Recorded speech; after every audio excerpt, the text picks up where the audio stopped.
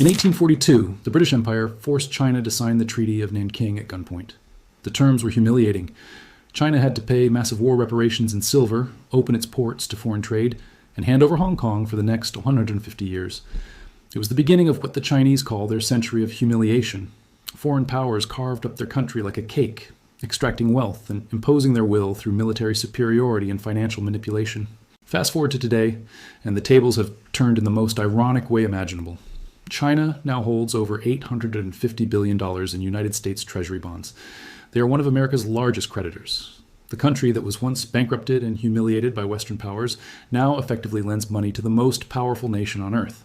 This is not just an economic story. This is a tale of historical revenge, strategic brilliance, and a fundamental shift in global power that most people do not fully understand. The story of how China came to own a massive chunk of American debt begins not in Beijing, but in Washington. And it starts with a decision that seemed brilliant at the time, but would eventually put America in a position it never imagined possible. To understand this reversal of fortune, we need to go back to 1971, to a moment that changed the entire global financial system. Before 1971, the world operated under something called the Bretton Woods system. This was an agreement made at the end of World War II. The idea was simple. Every major currency would be pegged to the US dollar, and the US dollar would be backed by gold. For every $35 in circulation, the US government promised it had 1 ounce of gold sitting in a vault somewhere. This gave the dollar credibility. It was not just paper, it was as good as gold. But there was a problem. Throughout the 1960s, America was spending money it did not have. The Vietnam War was draining the Treasury. Social programs under President Johnson's Great Society were expensive. The government was printing more dollars than it had gold to back them up. Other countries started to notice. They started showing up at America's door, asking to exchange their dollars for the gold they were promised. France was particularly aggressive about this. President Charles de Gaulle did not trust the dollar. He did not like that America could essentially print money to pay its bills while other countries had to balance their budgets. So France started sending ships to New York Harbor to collect gold. Other countries began doing the same. America's gold reserves were being drained, and the whole system was on the verge of collapse. On August 15, 1971, President Richard Nixon went on television and made an announcement that would change everything. He said the United States would no longer convert dollars to gold. Just like that, he ended the gold standard. It was supposed to be temporary, but it became permanent. The dollar was no longer backed by anything except the full faith and credit of the US government. It was now what economists call a fiat currency. Its value came from the fact that people believed in it and that you could use it to pay taxes. This decision gave America an incredible power. It could now print as much money as it wanted without worrying about gold reserves, but it also created a new problem. If the dollar was not backed by gold, how would America convince other countries to keep using it? How would it convince them to keep accepting dollars in exchange for real goods like oil, electronics, and manufactured products? The answer came from an unlikely place: Saudi Arabia and the other oil-rich nations of the Middle East. In 1974, the United States made a deal with Saudi Arabia. America would provide military protection and weapons.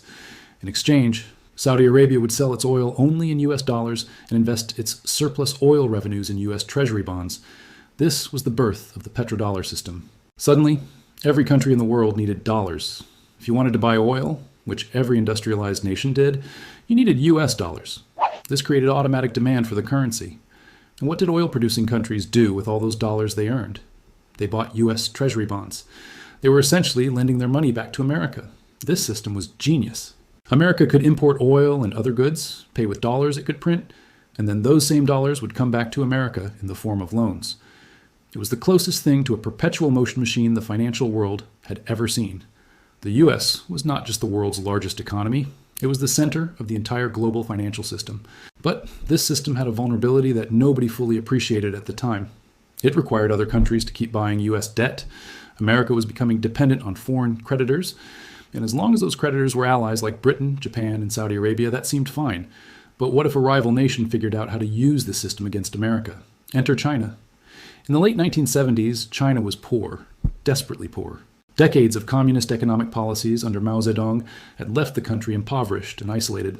The average Chinese citizen earned less than $200 per year. But in 1978, a new leader named Deng Xiaoping came to power with a radically different vision. He famously said, "I do not care if a cat is black or white, as long as it catches mice." In other words, he did not care about communist ideology. He cared about results. He cared about making China rich. Deng opened up China to foreign investment and trade. He created special economic zones where capitalist-style businesses could operate. He encouraged Chinese companies to manufacture goods for export, and he did something that would prove to be strategically brilliant. He kept the Chinese yuan artificially cheap compared to the dollar. Here's how that worked. When Chinese companies exported goods to America, they got paid in dollars. But Deng's government did not let those dollars float freely in the market. Instead, the Chinese central bank bought up those dollars and gave the Chinese companies yuan in exchange. This did two things. First, it kept the yuan weak, which made Chinese exports cheaper and more competitive in global markets. Second, it gave China an enormous pile of US dollars that needed to be invested somewhere. And where did China invest those dollars? In US Treasury bonds. By the mid-1980s, China was starting to become a significant holder of American debt, but nobody was worried about it yet. China was still poor. It was still a developing country. The amounts were relatively small. American policymakers actually saw this as a good thing. Chinese money was helping to finance the US government at low interest rates. But China was playing a much longer game than anyone realized. Every year, the trade imbalance between the United States and China grew larger. American consumers loved cheap Chinese products. Walmart and other retailers filled their shelves with Chinese-made goods. Everything from toys to electronics to furniture was increasingly made in China. American manufacturing jobs were disappearing, but American consumers were saving money and enjoying a higher standard of living. The U.S. trade deficit with China exploded. In 1985, it was just $6 million. By 1990, it had grown to $10 billion. By 2000, it was $83 billion. By 2010, it had reached an astounding $273 billion. Every year, America was buying far more from China than China was buying from America. And every year, those surplus dollars flowed back to China. China took those dollars and bought more and more US Treasury bonds. They were lending America the money to buy Chinese products. Think about how circular this system had become. Americans bought Chinese goods with money they often did not have, borrowing through credit cards and home equity loans. The US government ran massive budget deficits, spending far more than it collected in taxes. To finance these deficits, the Treasury issued bonds. China bought those bonds with the dollars they earned from selling products to America. Then, America used that borrowed money to buy more Chinese products. It was a cycle that seemed like it could go on forever. By 2008, China held over $600 billion in US Treasury bonds. They had become America's banker. But most Americans did not realize what this meant. They did not understand that every time they bought a cheap television or a pair of sneakers made in China, they were participating in a system that was fundamentally shifting global power. Then came the financial crisis of 2008, and everything nearly fell apart. The crisis started in the United States with the collapse of the housing market and the failure of major financial institutions. Suddenly, the entire global economy was in free fall. Stock markets crashed, banks failed, millions of people lost their jobs. The US government had to bail out major banks and corporations to prevent a complete economic collapse. To do this, America needed to borrow even more money. The Treasury started issuing bonds at an unprecedented rate. They needed creditors willing to buy those bonds. And who stepped up? China. During the darkest days of the financial crisis, when faith in the American financial system was at its lowest, China kept buying US Treasury bonds. Some people saw this as a vote of confidence in America. But China had a different motive. They were not buying bonds because they believed in America. They were buying bonds because they were trapped. Here is the trap. China had over $1 trillion in U.S. currency reserves by this point. If the U.S. economy collapsed, those dollars would become worthless. China had no choice but to prop up the American economy to protect its own assets. It was like a creditor lending more money to a failing business, because if the business goes bankrupt, the creditor loses everything they have already lent. China was pot committed, as poker players say, but China also started to understand the strategic implications of this position. They held enough U.S. debt that if they suddenly decided to sell it all, they could trigger a financial catastrophe in America. U.S. interest rates would spike. The stock market would crash. The dollar would plummet. China had what amounted to a financial nuclear weapon. American politicians began to wake up to this reality.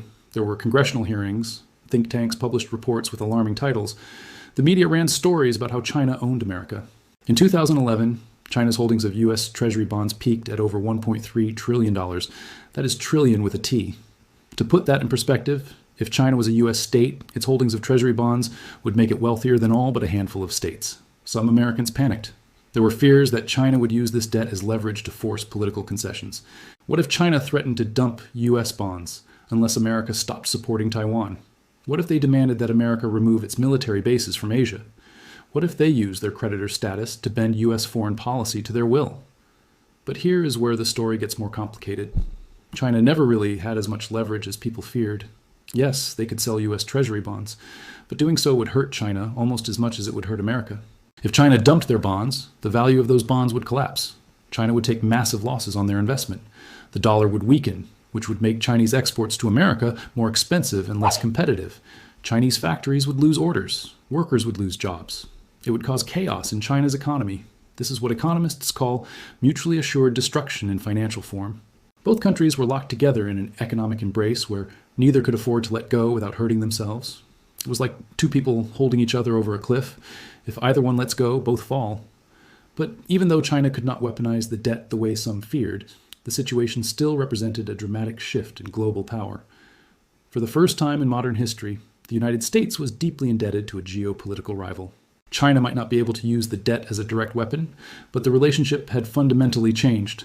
America was no longer the undisputed financial hegemon it had been for decades. China knew this, and they started to take steps to reduce their vulnerability and increase their options. In the years after the financial crisis, China began slowly reducing its holdings of US Treasury bonds. They diversified into other assets. They bought gold. They made investments in infrastructure projects around the world through their Belt and Road Initiative. They started promoting the yuan as an alternative currency for international trade. China also learned from what America had done with the petrodollar. They started making deals with other countries to trade in yuan instead of dollars. They set up currency swap agreements. They pushed for the yuan to be included in the International Monetary Fund's basket of reserve currencies, which happened in 2016. China was systematically trying to reduce the world's dependence on the dollar and create alternatives. The numbers tell the story. In 2013, China held $1.3 trillion in US Treasury bonds. By 2023, that number had dropped to around $850 billion. They are still one of the largest foreign holders of US debt, but the trend is clear. China is slowly extricating itself from this entanglement. They are looking for ways to have influence without being exposed to the risk of American economic instability. Meanwhile, America's total national debt kept growing. In 2008, it was $10 trillion. By 2023, it had exploded to over $33 trillion. The United States now borrows more than $1 trillion every year just to pay for its current spending. Interest payments on the debt now consume a larger and larger share of the federal budget. America is not just borrowing from China anymore. It is borrowing from anyone who will lend, including from itself through the Federal Reserve. But here is what most people miss when they talk about China owning American debt. The real story is not about who holds the bonds. The real story is about how this situation came to be and what it reveals about the relationship between these two countries. It is a story about short-term thinking versus long-term planning, about consumption versus production, about strategic patience versus immediate gratification. For decades, American policy has been dominated by short-term concerns. Politicians focus on the next election cycle. Consumers focus on buying things now and worrying about payment later. The government cuts taxes and increases spending simultaneously, borrowing to make up the difference. This is politically popular because everyone gets what they want immediately, but it builds up long-term vulnerabilities. China, on the other hand, has played a patient game. They were willing to keep their people poor for longer to build up industrial capacity. They were willing to accept lower returns on their investments to gain strategic positioning. They thought in terms of decades, not years. While America was focused on winning the Cold War and then enjoying the peace dividend, China was quietly building the foundations of economic power. The irony is almost too perfect. America defeated the Soviet Union in the Cold War partly through economic means. The US outspent the Soviets on defense, forcing them to allocate more and more of their economy to the military until their system collapsed under the weight. America proved that economic power matters more than military power. And then, having learned this lesson, America turned around and allowed another potential rival to become its creditor. Some economists argue that this is not really a problem. They point out that the US borrows in its own currency. Unlike countries that borrow in foreign currencies, America can always pay its debts by printing more dollars. The Federal Reserve can always buy treasury bonds if no one else will. From this perspective, worrying about who holds US debt is missing the point. The real question is whether America is investing borrowed money wisely or wasting it. And that is where the story becomes uncomfortable for many Americans. Much of the money that America borrowed went not into productive investments, but into consumption. It financed tax cuts that disproportionately benefited the wealthy. It paid for wars in Iraq and Afghanistan that cost trillions of dollars and achieved questionable results. It sustained a level of consumer spending that required importing more and more goods from abroad. Meanwhile, infrastructure crumbled, education outcomes stagnated, and income inequality grew. China, by contrast, used its accumulated wealth to build. They constructed high-speed rail networks that crisscrossed the country. They built modern cities from scratch. They invested heavily in technology and education. They created a manufacturing base that now produces nearly 30% of global manufacturing output. They turned their dollar reserves into tangible assets and capabilities. The question is not whether China can use its holdings of US debt as a weapon. The question is whether America is using its ability to borrow so cheaply as a tool to build long-term prosperity or as a way to avoid making hard choices. So far, the evidence suggests the latter. But there's another dimension to this story that often gets overlooked. The relationship between China and America, between creditor and debtor, is not just economic. It has profound political and military implications. Throughout history, debtor nations have often found themselves constrained in their foreign policy. They cannot afford to antagonize their creditors too much. They have to consider the financial consequences of their actions. Does America's debt to China constrain U.S. foreign policy? It is hard to say definitively, but there are hints. America has been much more cautious about defending Taiwan than many hawks would like. Trade policies toward China have been inconsistent, with tough talk often not backed up by tough action. Even during the Trump administration, which took a harder line on China than previous governments, there were limits to how far things went. Of course, America also has leverage. The U.S. military is still far more powerful than China's. America has alliances around the world that China lacks. The dollar is still the dominant reserve currency. American universities, technology companies, and financial institutions are still the envy of the world. Power is multidimensional, and America still has many advantages. But the debt relationship is a complicating factor. It is one more thing American policymakers have to consider, one more constraint on action. And the fact that it exists at all represents a dramatic change from the post-World War II era, when America was the world's largest creditor nation. There's also a generational aspect to this story. The Americans who created the system that led to China buying U.S. debt are mostly retired or dead now. They are not the ones who will live with the consequences. The young people growing up today are inheriting a country with massive debts, aging infrastructure, and a complex relationship with a rising China. They did not make the decisions that created this situation, but they will have to deal with it. Some people argue that this is all just inevitable, that China's rise and America's relative decline are simply the result of economic fundamentals. China has 4 times as many people as America. It is natural that, as they develop, their economy would eventually rival or even surpass America's. From this perspective, the debt relationship is just a reflection of these underlying realities. But others argue that nothing was inevitable, that America made specific policy choices that accelerated these trends. The decision to allow China into the World Trade Organization in 2001 without demanding that they adopt market-based currency policies. The decision to run massive budget deficits year after year. The decision to prioritize financial engineering over manufacturing. The decision to let Wall Street grow more powerful while Main Street hollowed out. These were choices, not inevitabilities. And now America faces new choices. Does it try to reduce its dependence on Chinese manufacturing, even if that means higher prices for consumers?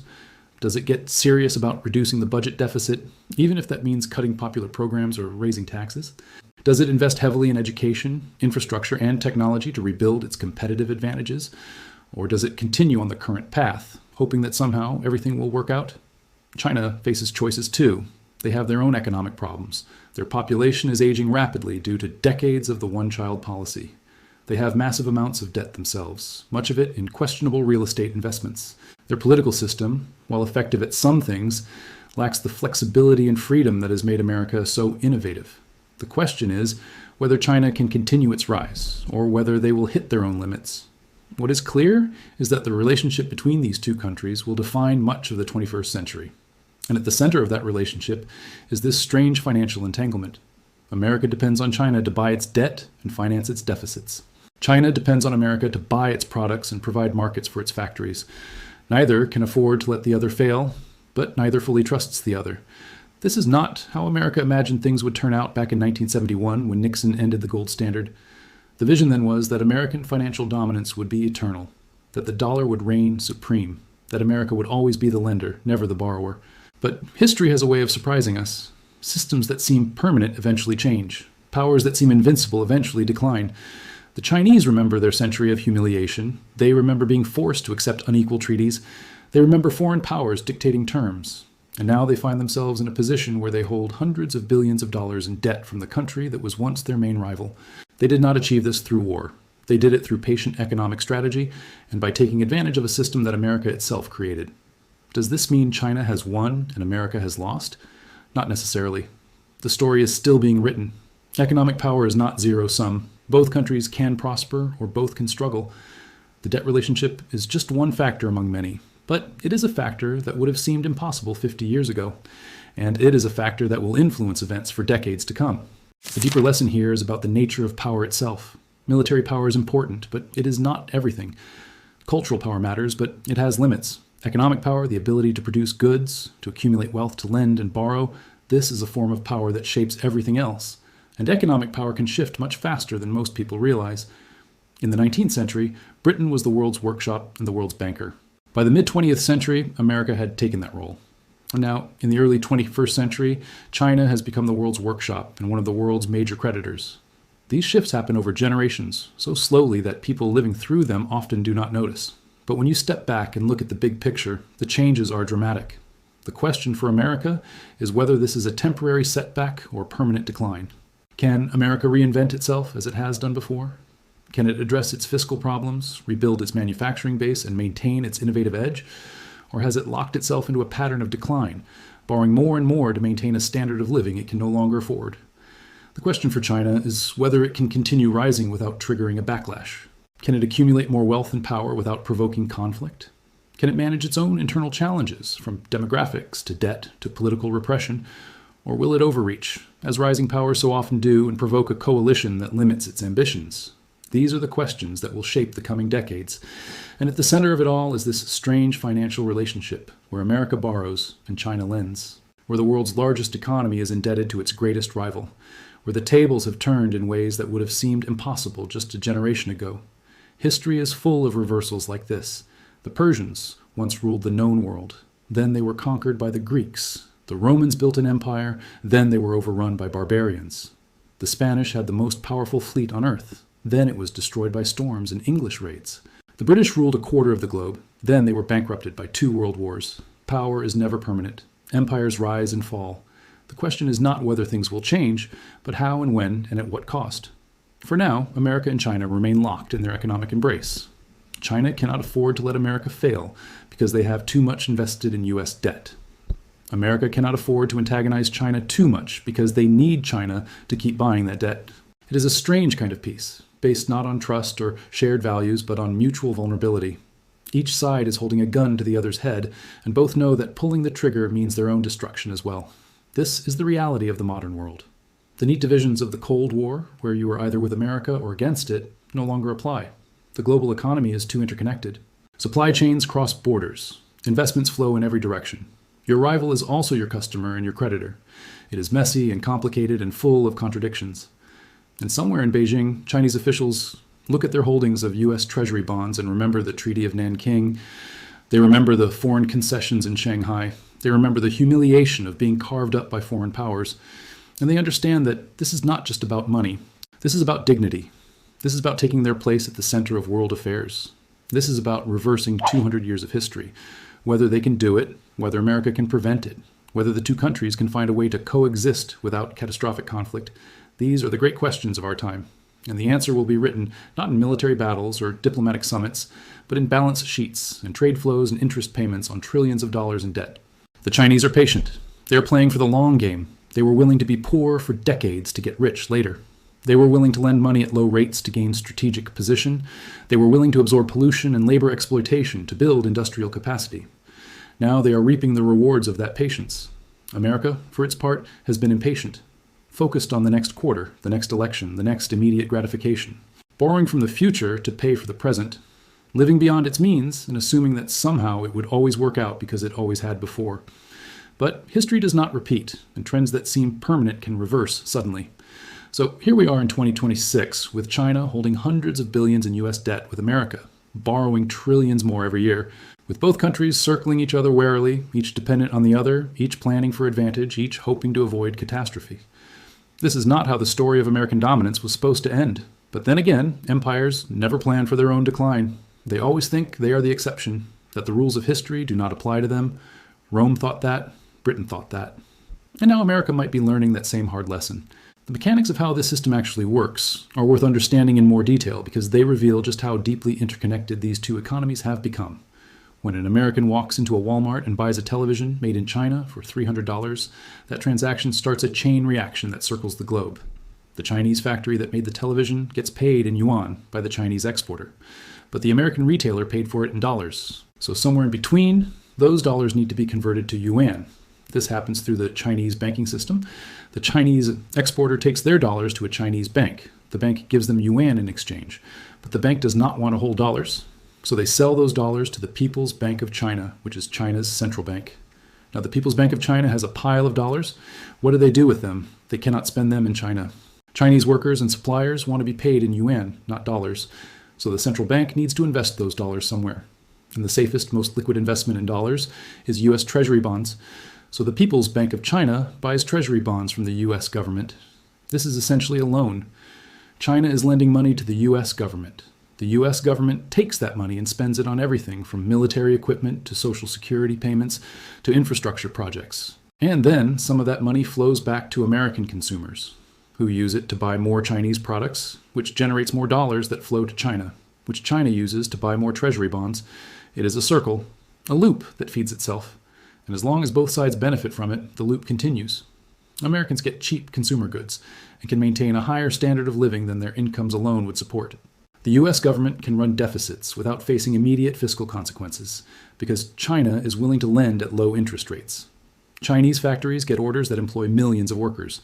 The Chinese government accumulates dollar reserves that give it financial security and international influence. But this loop also creates dependencies and vulnerabilities on both sides. America becomes dependent on Chinese manufacturing and Chinese lending. If China stopped making products for American markets, prices would rise dramatically and shortages would appear. If China stopped buying treasury bonds, the US government would have to either cut spending, raise taxes, or pay much higher interest rates to attract other lenders. China becomes dependent on the American market and the stability of the dollar.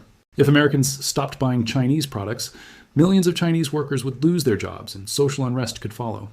If the dollar collapsed in value, China's vast reserves of dollar-denominated assets would be worth much less. China cannot easily dump its treasury holdings without crashing the value of the very assets it is trying to sell. This mutual dependency is often compared to the nuclear standoff during the Cold War. Neither side can attack without suffering catastrophic damage themselves. But unlike nuclear weapons, which hopefully will never be used, the economic relationship between America and China is active every single day. Trillions of dollars in trade flows back and forth. Every transaction either strengthens or weakens the bonds between these two rivals. What makes this situation particularly interesting is how it has evolved over time. In the 1980s and 1990s, when China first started accumulating large amounts of dollars, American policymakers saw it as a good thing. China was helping to keep American interest rates low. Chinese savings were financing American consumption and government spending. It seemed like a win-win situation. Some economists even argued that this arrangement could go on indefinitely. They called it Bretton Woods II, a reference to the post-World War II monetary system.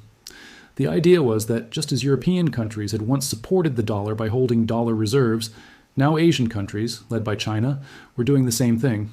America would run trade deficits and fiscal deficits, and Asian countries would finance those deficits by buying treasury bonds. Everyone would benefit from global trade and growth. But this rosy view started to crack during the 2000s.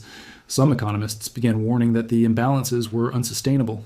America was consuming far more than it was producing. The trade deficit was growing larger every year. The government debt was ballooning. At some point, these trends would have to reverse, and the adjustment would be painful.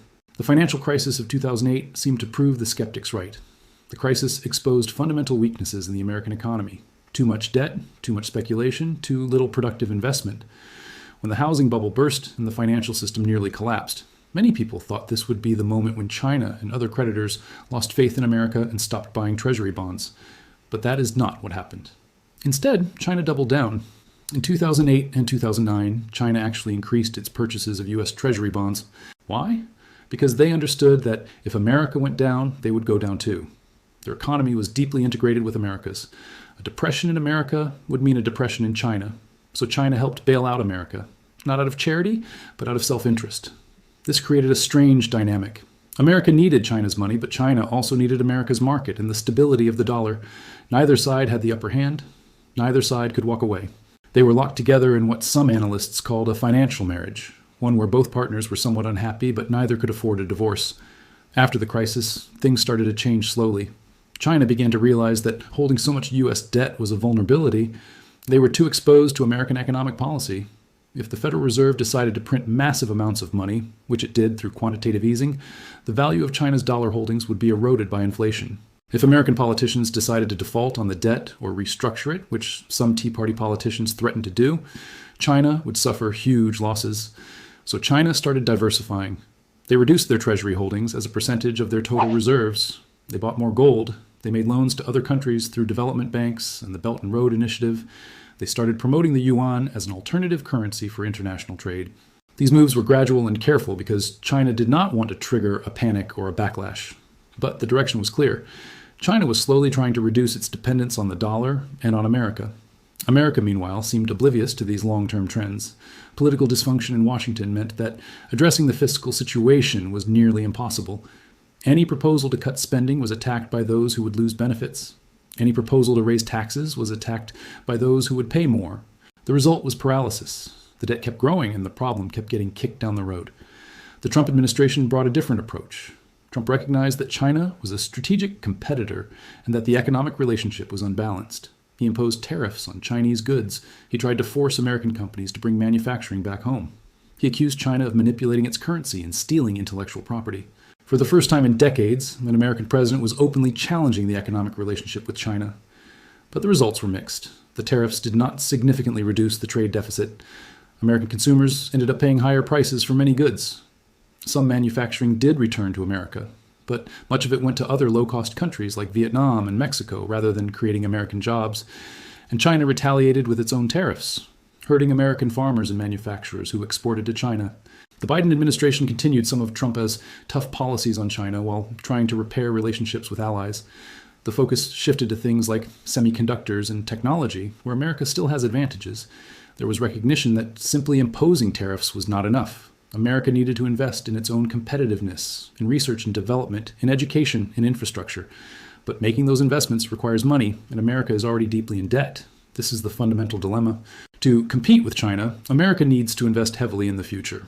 But it is already borrowing huge amounts just to finance current operations. Taking on even more debt creates more vulnerability to creditors, including China.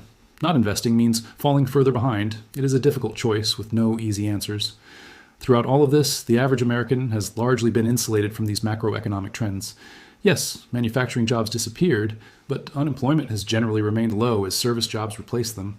Yes, the government runs huge deficits, but taxes have not increased dramatically for most people, and government services have not been cut significantly. Yes, China holds a lot of American debt, but interest rates have remained low and the dollar has remained strong. This disconnect between macroeconomic reality and individual experience is part of what makes this issue so hard to address politically. When things seem fine on the surface, it is difficult to convince people that fundamental changes are needed. Politicians who talk about fiscal responsibility and the dangers of debt are often ignored or voted out of office in favor of those who promise more benefits and lower taxes. But just because consequences have not arrived yet does not mean they never will. Throughout history, unsustainable economic situations have persisted for years or even decades before suddenly collapsing. The Soviet Union seemed stable until it was not. Japan's bubble economy seemed invincible until it popped. The Eurozone crisis caught many people by surprise, even though the underlying problems had been building for years. The question is not whether the current trajectory of American debt and Chinese lending is sustainable indefinitely. It clearly is not. The question is when and how it will change, and whether that change will be managed gradually or will come as a sudden crisis. There are several possible scenarios for how this could play out. In an optimistic scenario, America gets its fiscal house in order. It makes the hard choices to either cut spending or raise taxes, or both. It invests in education, infrastructure, and technology to rebuild its competitive advantages. The trade deficit with China shrinks as American manufacturing revives. China's economy continues to grow, but its growth rate slows as it faces its own demographic and economic challenges. The two countries remain rivals, but manage their relationship without catastrophic conflict. In a pessimistic scenario, America continues to run massive deficits until creditors lose faith. Interest rates spike as the government has to offer higher returns to attract lenders. This triggers a debt crisis. The government is forced to make drastic cuts to spending, causing a severe recession. The dollar loses its status as the world's reserve currency. China and other countries move to alternative systems. America's global influence declines sharply, and the world enters a period of instability as the old order breaks down, but no new order has taken its place.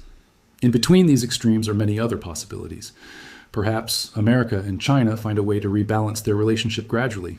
Perhaps technology changes the game in ways that no one predicts. Perhaps some external shock, a pandemic, a war, a climate catastrophe, forces both countries to cooperate in ways they otherwise would not.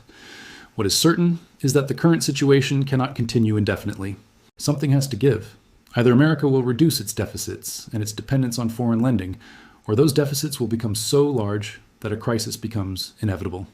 Either China will continue to hold large amounts of dollar assets, accepting the risks that come with that, or it will find alternatives that reduce its exposure to American policy decisions.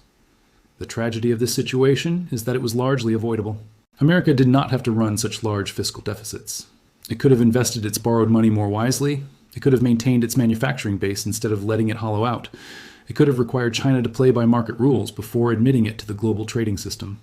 These were choices, and different choices would have led to different outcomes. But democracies, especially wealthy democracies, have a hard time making hard choices. Why cut spending or raise taxes today when you can borrow and push the costs into the future? Why invest in long-term competitiveness when that will not pay off until after the next election? Why confront a trading partner when consumers love cheap imports? The incentives all push toward short-term thinking and away from long-term planning. China, with its authoritarian system, does not face the same constraints. The government can make decisions without worrying about the next election. It can force people to accept lower living standards in the short term for long-term gain. It can direct investment towards strategic priorities without having to convince voters or negotiate with opposition parties. This gives China certain advantages, at least when it comes to long-term economic planning. But authoritarian systems have their own weaknesses. They are less flexible, less innovative, less able to adapt to changing circumstances. They often make massive mistakes because there are no checks on power. They can suppress dissent, but that dissent does not go away. It just builds up until it explodes. China's system has delivered extraordinary economic growth, but it is far from clear that it can continue to do so, or that the Chinese people will continue to accept one-party rule once they become wealthier and more educated. So both systems have strengths and weaknesses. Both countries face serious challenges. The question is which set of strengths and weaknesses will prove more important in the coming decades. Will America's flexibility and innovation overcome its political dysfunction and fiscal irresponsibility?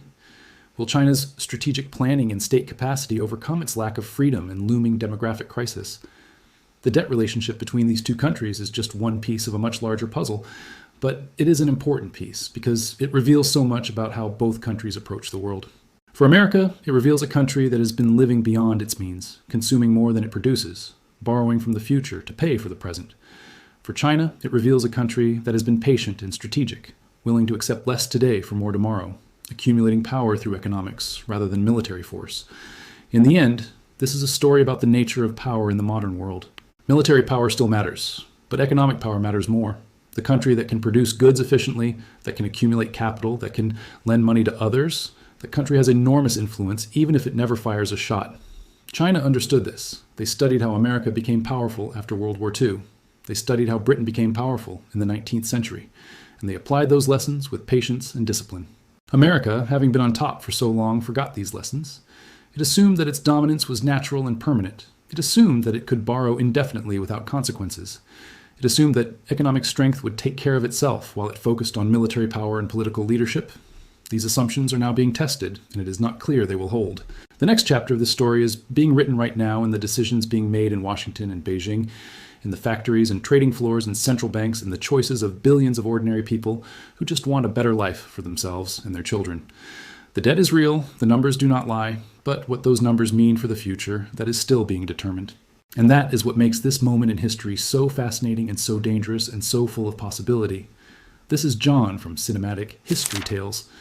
Hit subscribe now because the next chapter of this story is being written as we speak, and you don't want to miss what comes next. While others are distracted by headlines, you'll understand the forces really shaping our world. See you in the next one.